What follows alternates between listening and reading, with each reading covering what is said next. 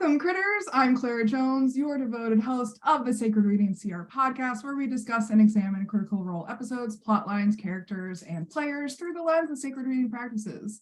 This particular episode is about Campaign 1, Episode 17, Part 2, and joining me today is Alyssa. So good to see you again. Hello again. I'm always happy to be here. So, the icebreaker for today is, if you could instantly become an expert in something, what would it be? I have a lot of answers, but I think my answer is glaciers, just because I think they are incredibly fascinating. And one, they're beautiful, and two, they're just like perfect archives of world history and the earth as a whole, and they're key indicators for climate science, which is fascinating to me. Anyway, all of the things that I get super passionate about all tie back into glaciers and how they interact with the world. So that's yeah, I love that. I don't think a lot about glaciers. They aren't something that I think about often, but you are right. They affect so much. Like, they do so much. Yeah. Plus they're just pretty and fun. So yeah. There's always that. They make really cool sounds too. They do. Yeah.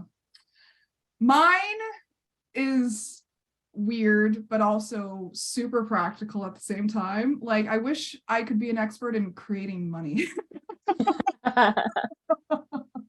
Like, okay, whether that looks like growing money from trees, if that was feasibly possible, like if that was possible, I would want to become an expert in it. But I think in reality, it looks like playing the stock market. So if I become an expert in playing the stock market, like as well as Elon Musk does it. Oh, or at least his money managers do. Yeah. I mean, I would do it much more ethically than he does. Like, not getting in trouble with the SEC. But if I could become an expert in something, it would be manifesting or materializing money in some shape or form. Fair enough. Can't argue much with that one. Now, that could be applied for like other people too. Like, if I become an expert fundraiser, that's another example of like bringing money together. It's just, that's a skill set that I think would be life-changing as well as world-changing as well. Oh, absolutely. As long as you use it for good and don't become a supervillain. That's the key. That's the key, because Elon Musk could technically solve world hunger. With the amount of money he has, he could easily solve world hunger. Oh, yeah, but he's on track to be a supervillain. Yeah. So, if he's not already there. Yeah, like, I want to be the lawful good Elon Musk. Okay. Or even chaotic good Elon Musk. Just anywhere on that good spectrum. Right, exactly. I'm like, yeah, that's an expert that I will take. An expertise. All right, well, please join us as we embark on this exciting adventure and storytelling, story analysis, and self-reflection. I don't know where my brain was. It's been a day. It's been a week. In order to deepen our understanding of ourselves and the world around us. So, as always, we love hearing your own insights and stories as well. So comment, like, subscribe, and ready? All right, let's dive in.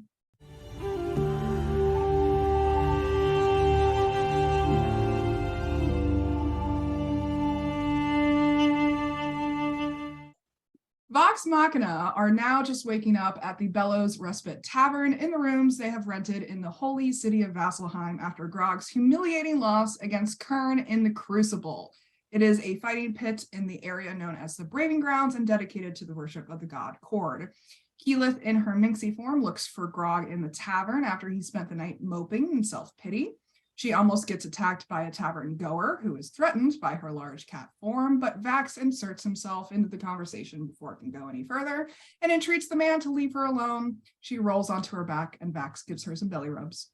Eventually, they hear the heavy steps of a hungover Grog, and he sits down with them, burping something fierce. Vex offers him some food, but he declines, while Vax offers him some ale, which he accepts. Tiberius knocks the ale out of his hand and tells the bartender to give Grog a water, saying he lost to Kern for a reason, but he is a warrior. He then turns himself invisible. The bartender brings the water to Grog, and Vex explains that it is a special type of beer that will get him super drunk. Grog takes a sip and says it's pretty smooth. Keyleth drops her minxie form and they eat breakfast while they discuss what their next steps are. Vex suggests that they might go to Pyra for Keyleth's Aramente, and there is a large sum of money waiting for them in Craghammer. Grog says they can go try and earn money in the Cord neighborhood to replace the funds they all lost betting on his poor performance in the pit. Vax expresses some reluctance to leave Pike in Vasselheim so soon, and Keyleth agrees, saying they might as well head to Pyra since they're in the same area. They discuss it further, and she warns them that they might not be warmly welcomed as the Air Ashari haven't been in contact with the Fire Ashari for a while. She expresses her reluctance to inconvenience anyone in the group, but they all agree to go. So Grog asks if it would be a good idea to improve their fighting skills before going there. They reassure him that they will come back to restore Grog's reputation in the fighting pit, but says they will go to Pyra first. Vex suggests they look around for weapons merchants in the neighborhood before leaving, and Grog realizes that he still has Kern's bloody and ripped off upper lip in his pocket. He also rolls a 99 on his beer check and cries over his misfortunes. The group decides to go to Pyro without shopping, but suddenly they are interrupted by the sound of a large impact in the city outside. The loud horn starts sounding, and Scanlan asks the barkeep what's going on. He is told that that means that the city is under attack and starts running away to prepare. Tiberius casts Fly on himself and heads outside to see what's going on, finding a large commotion outside the city's wall. He heads in that direction while the rest of the group emerges to see bastions on the walls, loading big bolts into throwers and shooting them into the distance. Another impact slams into the wall, and 2 of the bastions fall off while 2 others rush to take their place. The rest of the group starts running toward the fight, and Vex uses the flying carpet to pick up Vax and Percy. The sounds of fighting reach them, but they can't see what's going on, so Vex flies the carpet over to the 2 bastions who fell off the wall. They ask them what it was and is told that it's a Hydra-like creature who they think is testing the wall. They hit it with a few bolts, but have been unable to take it down, even though it has appeared a couple times in the past few weeks. The group on the flying carpet can see the trees of the forest moving in the distance, and Vex asks if they should go fight it, but Tiberius says he would prefer to go get their money in Craghammer instead. Scanlan says he thought they had agreed on going to Pyra, and Tiberius says that he wasn't part of that conversation. So Keyleth says that he left during a family meeting. Vax says that the money isn't going anywhere, so that they can go kill the Hydra, go to Pyra, then pick up the money. Grog runs back to the tavern to ask where he could find the Siren, a fighter they had seen in the Crucible the night before. He is told that she can be found at the Slayer's Take. Bastion asks Vex if they are serious about tracking down the Hydra, and they say, of course, if there's good money in it. He says that there would be a few people who would fight over the honor of buying the dead creature off of them. So they retrieve Grog, deciding to go after the Hydra, Keyleth offering to cast Locate Creature to find it. Scanlan suggests that they leave Trinket behind since he is so hard to transport, and Vex begs him to polymorph the bear so that they can take him along. Tiberius casts Fly on himself, Grog, and Trinket with a 5th level spell instead, so Trinket and Grog hold hands while they fly. One of the Bastions gives Tiberius the stink eye for doing so much magic in the divine city of Vasselheim, where it is prohibited. And Scanlan says, sorry, they are using magic to go kill the Hydra. They all fly over the forest to find the creature, and Vax gives Vex some sass about being able to find it since she's a ranger. They squabble for a bit, as siblings do, and then Vex brings the flying carpet down closer to the ground so that she can track the Hydra in her second favorite terrain. The forest is tangled and thick, but Vex does roll a natural 20 on her survival check, and they come across a mangled dead creature that the Hydra presumably ate at some point. Keyleth does look at the body closer and does a nature check to find out that it's mostly bite marks, but also has weapon wounds. So it seems that it has been killed by man-made instruments before it was eaten by the Hydra. Vex and Vax look to find the Hydra's most recent path through the clearing, and they proceed forward. Scanlan inspires Vex with a T-Swift themed ditty, and they eventually come upon some movement ahead of them, finding the Hydra drinking from a pond. Scanlan uses seeming to turn them all a dark green to camouflage them into the surroundings, and they all make a stealth check with advantage. Succeeding, they quickly discuss their attack plan.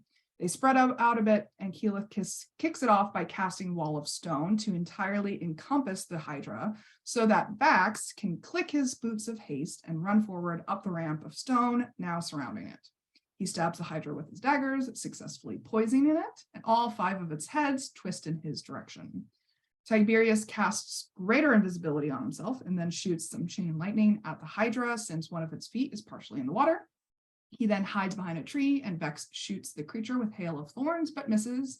She attempts to climb a tree to get out of the way, but rolls a 6 and fails again. Scanlan casts lightning bolt at it, successfully popping one of its heads. Percy takes a shot with his pepper box, but misfires, while Grog rages and rushes forward to swing away with his axe. As the surprise round ends, they all roll initiative, but out of the stock where the exploded head was, emerge 2 additional heads, making 6 total. Tiberius uses some sorcerer points to cast telekinesis on 2 of the heads and smash them together. He then makes them bite each other as well. The Hydra then makes 2 heads bite Vax and 2 heads bite Grog. Vax shoots an exploding arrow at the juncture where all of the heads connect to the body, but rolls a 1, so the arrow explodes on her instead. She rolls a natural 20 on her saving throw, though, so she gets half damage. Trinket runs up to fight alongside Grog and attacks the Hydra with his claws. Scanlan casts Big B's hand to punch one of the Hydra heads, knocking it off, and then inspires Grog. They suddenly see some blurs emerge from the bushes around them, and a voice rings out, "Hey, what are you doing?" A group of 5 people appear, and one of them says, "That's our mark. You aren't supposed to take it from us." Vex yells back, "Well, maybe we should have fought it before we got here." They yell back, "This is against the rules, you scag." Tiberius yells, "What rules?" One member of the group casts Hold Person on Percy while the cleric brings a column of fire down on the Hydra. All of the other figures attack, surrounding the creature further. Percy rolls a natural 20 on a saving throw against the Hold Person, and Grog swings his axe at the Hydra, accidentally spraying some blood onto one of the other group's members, a tiefling with black horns. Vax daggers, Keyleth casts Call Lightning, and Tiberius casts 2 fireballs at the Hydra, causing everyone surrounding it to roll dexterity saves. Vax and Grog take damage while Trinket falls unconscious, but it does kill the Hydra. Vex runs over to Trinket and cradles his head as Keyleth casts Cure Wounds on him. Everyone else groups around them. Vax stands between them and the other group while Scanlan does a Super Bowl dance and rubs it in their faces. That's pretty timely considering the Super Bowl's this weekend. I didn't even notice that. All right, cool. So Vex scolds Vex scolds Tiberius for hurting Trinket, and one of the other group members asks them what the fuck they think they were doing. He introduces himself as, is it Aldor? I think it's Aldar. Aldar? Okay. Aldar. He'll show up more in the next couple episodes. And I keep thinking of the guests that we'll see next time saying Aldor with the Slayers take and says he has a contract for the beast which they unlawfully stole from him. They protest. The Bastion on the wall said that they could kill it, and he said it didn't matter because he has a contract. Keyleth starts trying to harvest some of the Hydra blood, but is stopped by the mage of the other group. They all yell at each other for a while. Grog threatens them. Vex tries to barter. Scanlan tries to assuage. Aldar says the contract is magically binding, so that they have to be the ones to deliver the killing blow in order to fulfill it. The cleric offers them to take them to the Slayer's take to figure out how to settle the contract and maybe split it somehow. He says they need to talk to the Huntmaster, and maybe if they were inducted into the Slayer's take, that might take care of things. Grog asks them if they know the siren, and they say she's around occasionally. The other group then starts gathering the Hydra heads as proof and warn them no funny business as they head back. They all hack up the body and block Keyleth once again from taking some blood for herself. They finish up and head back to Vasselheim together in an awkward, quiet march. Vex asks if they were the ones who killed the creature they had found previously as bait for the Hydra, and they confirm that it was them. They are let back into the city and walk through the braving grounds to the Quad Roads, where the Slayer's take is, as well as Arathas's crown, the deity of civilization. It is the most central portion of Vasselheim with a large bazaar, and they make their way to an old dark wood lodge decorated with tusks, skulls, and trophies. An engraving on the doorway reads, "Here is where the hunters gather, keen eyes and blades at the ready. We cease the unknown's cackling laughter. Our will is strong, our members plenty. We stand against the tide of darkness. We do the deeds few men can handle. Bring forth a trophy from the carcass. We are your strength, we are your candle." The door opens and they bring the Hydra heads into the room to approach a long desk with a halfling man who smiles at them. Aldar tells them that they met an obstruction while trying to fulfill their contract, explaining the issue with Vox Machina. Tiberius takes ownership over killing the beast, and Vax explains that they were merely trying to help Vasselheim and are interested in joining their society. The halfling tells him that he likes their gumption, but says that this issue needs to go to the Huntmaster, his wife. He goes and tells her and comes back to say that she would like to see them. They are brought to her office and they step inside to find a tiefling woman wearing studded leather, not lemon, armor. Studded lemon armor. That would be, I like that vibe. That'd be something. Vax tells her that they understand that they have broken the letter of their law, but not the spirit of their law. And she says that that is why they have not been arrested yet. She also says that they must prove themselves if they are to join their ranks as an alternative. She says they seem capable, and Grog shows her the lip he has left over from the fight with Kern, and she says she had heard of that fight. She tells them that they are now under trial by deed under her authority. Should they agree, they will be absolved of their infractions and given membership to the Slayer's Take, which includes access to their facilities, room, board, and food. But most importantly, they have access to their bounty contracts. They mostly harvest requested components from their marks for clients who are seeking specific things. There is a lot of money to be made if they are up to it. All they have to do is fulfill a contract and return within 3 days. Should they fail, the contract is dissolved and their membership revoked. They will receive membership and money if they succeed. Vax says that they've taken out a beholder and a handful of illithid, so they aren't afraid of their contract. Scanlan says asks if there are members only jackets, and she shows them the Slayer's Take brand that is on her arm. He objects to being branded, and she says that it doesn't hurt that much.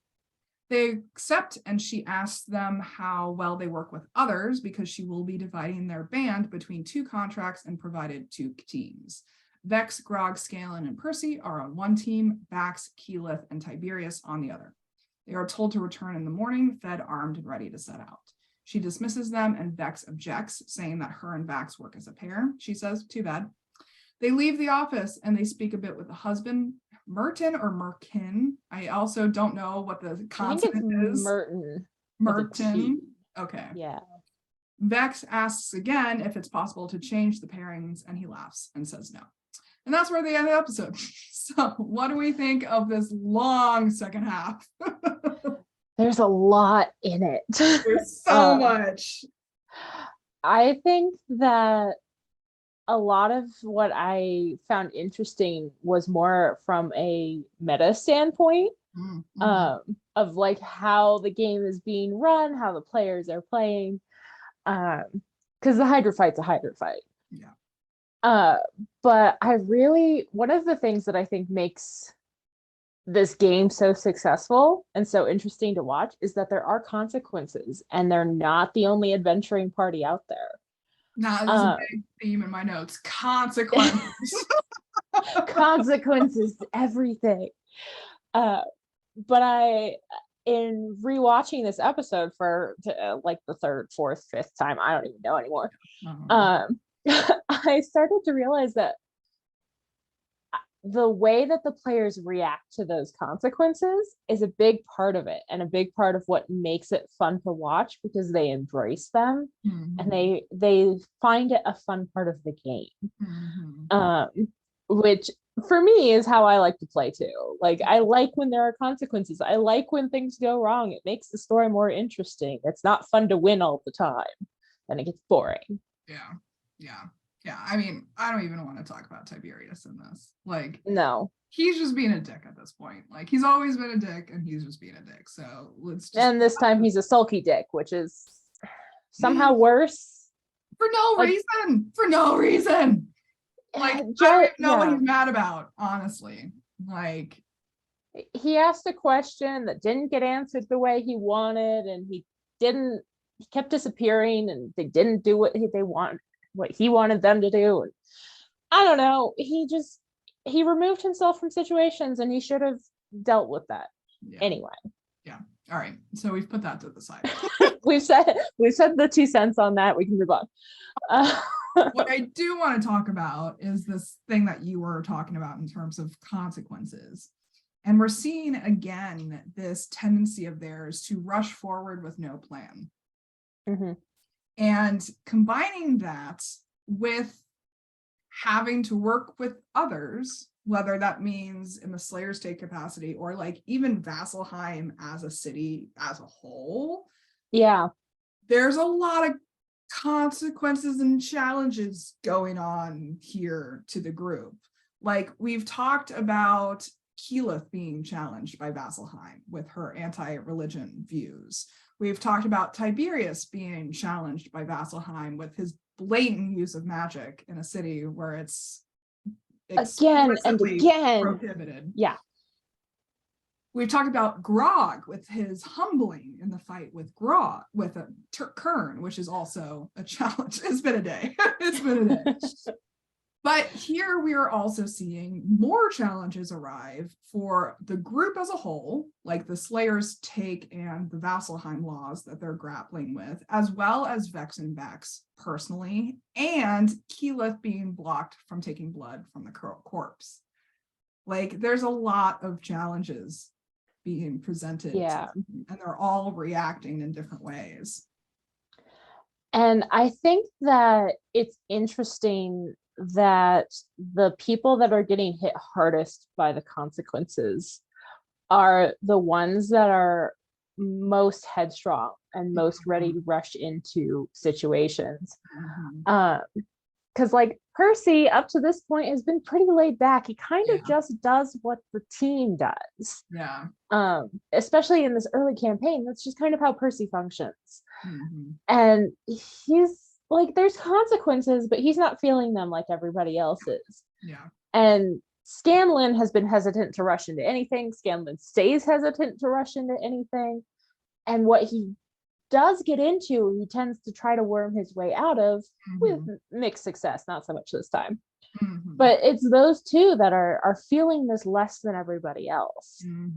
Yeah, I mean, we can exclude Pike from this as well because she's pretty much non-existent at this point anyway. I mean, she's off in a temple somewhere, not involved in any of this. So yeah, it's I like that the people who make these choices are the ones most affected by it. I think that's really good in terms of character. I think it also says a lot about players. Totally. And how they like to interact with the story, which is a lot of fun to think about. Yeah, when I took a step back from that conversation that they were having, deciding what to do next at breakfast, like there's a lot going on there beyond like there's a lot of sub conversations going on in that conversation. Like the fact that Grog kept returning them back to like, let's try to train, let's try to recoup our money, let's like basically let's go lick our wounds and try again kind of mentality. And then Tiberius being only focused on the money, but also Vex being only focused on the money. Like that is clearly a point for her as well. Like she kept saying, especially in that conversation with the Huntmaster, like there is money involved, right? Like we can get money involved, right? Like there's money involved, right? Even though she is told by the Bastions, she is told by Aldar, she is told by the Huntmaster, she is told by the husbands that there's money involved. And yet time and time again, she's like, but there's money, right? Yeah. And I think that becomes much more interesting the more we learn about her backstory. And I think that the focus on money for Tiberius and Vex comes from two very different places. Yes. And Vex needs that reassurance. She needs to know that there's stability coming out of this. Whereas for Tiberius, it's more of a status thing of, I need somebody to acknowledge that we did this, I think there's a degree, we swore we weren't going to talk about Tiberius, but I think that there's a degree, we can't avoid it. It's just, he's there. He's in the story. He's part of it. Yeah. I think there's a degree of, I don't know whether to call it narcissism or to call it like a superiority complex, but especially when you go back to his intro video for the whole campaign, he explicitly says that he left Draconia in order to be better than the people in Draconia, essentially. Yeah. Like he found all of this research in Draconia about all of these magical items, like very powerful magical items that he instantly got interested in, but was told that they were myths and that they weren't really worth following and that it was just kind of like a fool's errand. And so his raison d'etre right now is finding these massively powerful magical items. And that's really his goal as part of this adventuring party. And it really isn't a team-centric goal. It's a self-centric goal. Right. Like he's not finding these items to improve the world. He's finding these items to be proven correct. Yes, exactly. Be proven correct. And going back to those like intro videos, the money means very different things to someone who has come from money, come from nobility, and to someone who, you know, grew up around nobility but didn't have money themselves, only saw it on other people. And so they're very different reactions with the same motivation. Makes a lot of sense. And definitely could have resulted in a very interesting interplay between them down the line. Had things played out a little differently, I think that would have been interesting to watch. We get a little of it with Percy, but Percy has such a different personality that I don't think it's played out in the same way it would have with Tiberius. Yeah, I mean, it's just really fascinating to see nearly everyone in the party being challenged, and like Keyleth hates it. Absolutely hates it. Her reaction fascinates me. Yeah. Because she's usually so laid back and just, she doesn't want to inconvenience, doesn't want to like make waves. But when it comes to this, she fights back. Yeah. She's got opinions.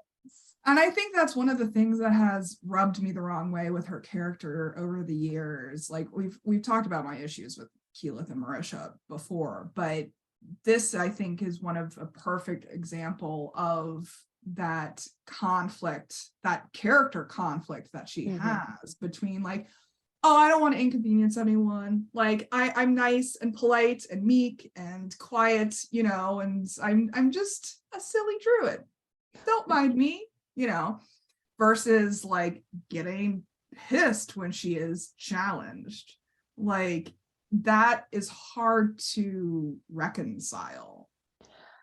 I saw it as she puts on this, you know, silly druid front and is trying to hide the more confrontational aspects of herself. But that's not always possible. And that's true of like actual people too. So there are a lot of people who will approach life trying to be kind and trying to be happy-go-lucky. But as soon as they're challenged, everything that they've been burying, everything that they've been pushing away and trying to avoid comes to the surface. It's a flaw and it is hard to watch, but it is a very realistic flaw. Yeah. And it's one that it's easy to see play out in our real lives. Yeah. I mean, this is kind of the theme that we're seeing emerge at this point in the campaign is nuances, character depth, character flaws. Yep. And they definitely play into some of those flaws, and it's not always the easiest thing to watch. And I also love that like them as a group as a whole are just like so taken aback that people would think that they're unlawful. They're They're like, well, what do you mean? Like, we're just trying to help you out. Like, we're doing this good thing, but it's going to the real world for a second. It's all those activists who are trying to solve problems that they know nothing about and doing things that they think are helpful, but are actually making the problem worse. Yeah. There are a lot of them in the world. Yeah. Yeah. I mean, and go ahead, finish your thought. And right now, Vox Machina are those people. Yeah. Yeah, exactly. And it's just so funny being like, how dare, like, you're questioning our decision making, and our decision making is flawless. We asked the singular guard on a wall and he said it was okay and it was a good thing, so therefore it's a good thing. Let's ignore the entire group of people telling us otherwise. Right. Yeah. But that begs the question, is like, what kind of personal experiences are coming up for us as we're going over this? I think it's really easy to connect it to times that we've been challenged in real life. Whether that's professionally or personally, we all make decisions. And a lot of the specific instances that come to mind are job related of we make choices in our professions of what's best for us, but also what's best for our team, what's best for our company. And everybody has to do that to some degree. And to get challenged on any of those, it's perfectly valid and it needs to be done, but it feels like a personal attack a lot of the time. So finding ways to respond really depends on your level of experience, your level of maturity, your knowledge of the situation. A lot of things change depending on how you're coming at the situation. And I know over the years, my responses have ranged across what we're seeing in all of these characters. There's a little bit of reality that comes through in all of them.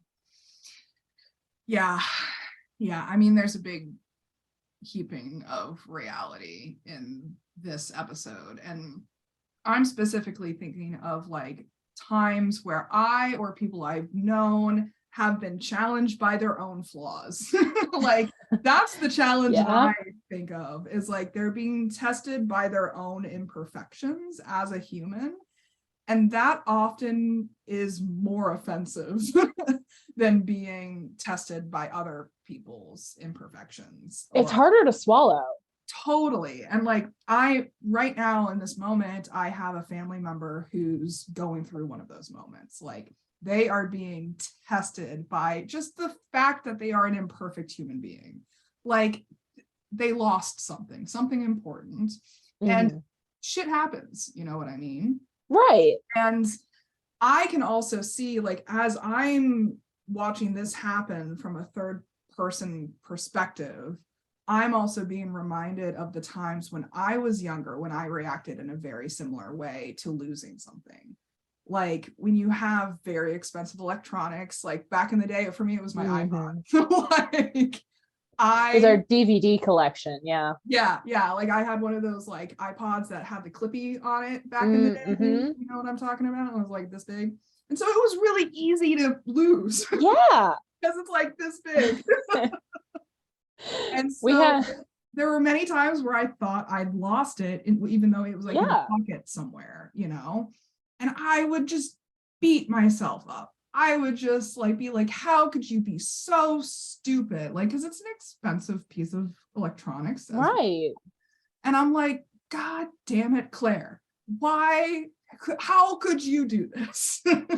And you spend so much time raging against yourself, honestly, and like tearing things apart, trying to find it, and just like lashing out at the people around you for being unhelpful, or even like laughing at your expense, because it is a comical situation, right? Outside perspective to it. And yeah, it's funny that I'm going through one of those moments with a family member right now, because I've grown beyond that at this point in my life, and yet they're older than me. So I'm the one that's laughing this time around, and they are mad at me for it currently. everybody deals with things at different rates, but it's very valid no matter what it comes into your life. Yeah. And I think it's just a perfect example of being challenged by these kinds of things, like dealing with the consequences of our own actions and just having to deal with it. Like, it's a fact of life. These things happen. There's no way that we're going to like never lose anything ever. Yeah, it's just one of those facts of life. There are consequences. Things are going to happen, and how you respond is everything. It's the only thing that actually matters. Yeah. And I personally would rather laugh than cry. At the end of the day, like, I've gotten to the point in my life where, yes, I do still have rage. Like, rage is never going to go away.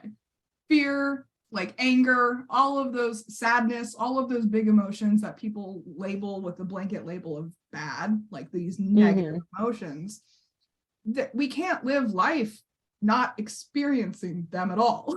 Right, they're going to come up at some point. Yeah, but I've also learned to shorten the periods of those emotions so that I can then move on with my life and not stay in those emotions either. Yeah. And I think that that's the task that Vox Machina is being confronted with right now. Like, yes, they're allowed to have these reactions to the challenges. Like, the reactions are completely valid. The ones that they're having are valid. Right. But are they going to stay in those reactive states? And that's what the next few episodes are going to really play out in detail, which is great. I think I've watched these episodes. I know how most of them react. I've forgotten a couple.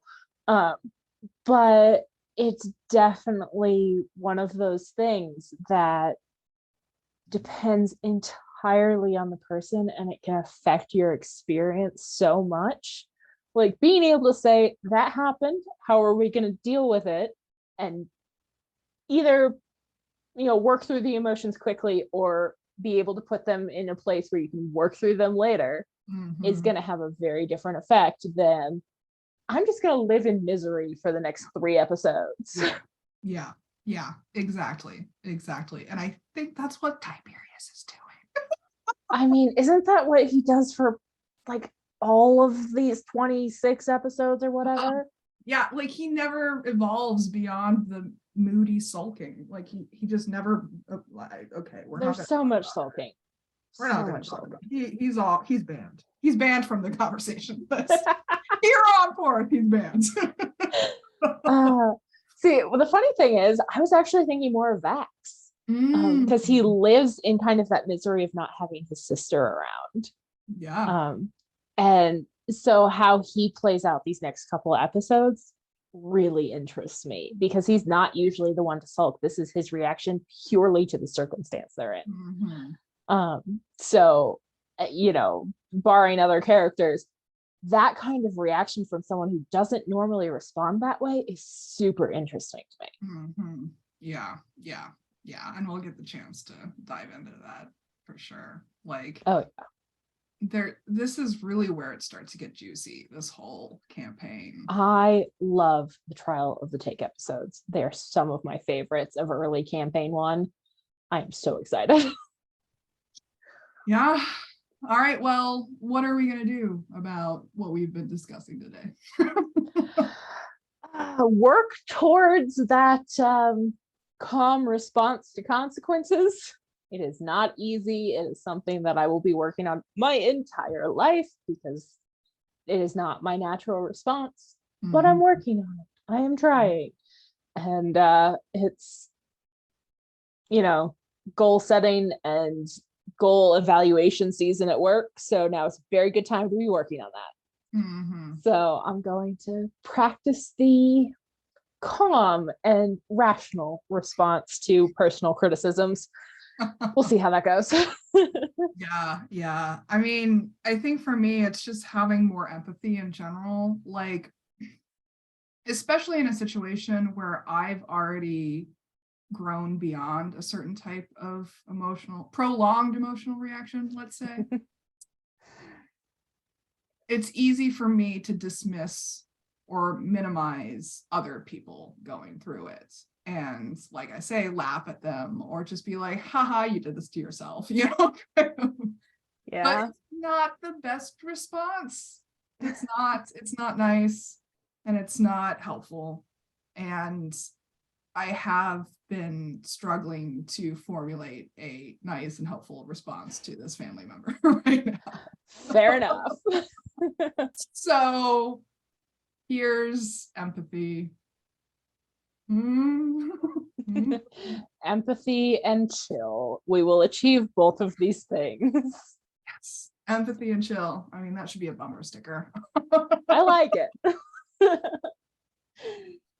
All right. Well, anything we want to add before we wrap up for today? Oh, just a little comment on Matt's ability to predict how his players will react. Totally. I love it. He's so good at his job. It deserves acknowledgement. I'm good. Mm-hmm. I mean, there is a point that I forgot to mention earlier too about how this kind of consequences thing is kind of built into the whole gameplay of D&D in general. Because I think D&D groups are so used to working in a silo, like it's only their adventuring party. Like, why would they care about anyone else that actually doesn't exist in the world? Like, these are all figments of our imagination out there. Like, why do we care about our consequences and how they affect these NPCs that don't exist in the real world? And any situation that you come across is for you and nobody else is going to barge in on it.